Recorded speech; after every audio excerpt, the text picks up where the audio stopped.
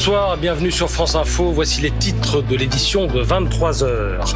La grève annoncée à la SNCF, fin de la réunion entre la direction et les syndicats qui vont consulter leurs militants d'ici demain midi.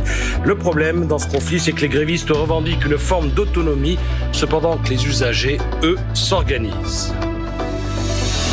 Marche blanche à Vaux-en-Velin, 6 jours après l'incendie qui a tué 10 personnes, l'enquête n'en est qu'à ses balbutiements.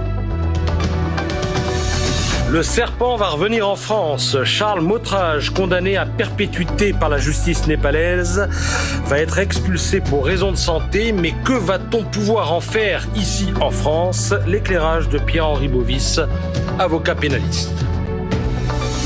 Une batterie de missiles patriotes pour l'Ukraine. Les États-Unis aident Volodymyr Zelensky à muscler sa défense aérienne.